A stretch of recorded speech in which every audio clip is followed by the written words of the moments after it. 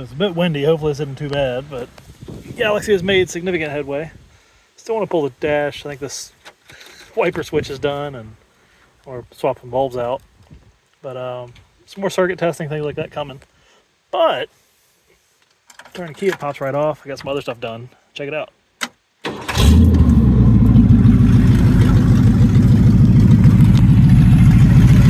Temporary tank. Overflow, radiator, electric fan. I've got it temporarily wired up for now. Voltage regulator, I had to swap it out, but it's working alright.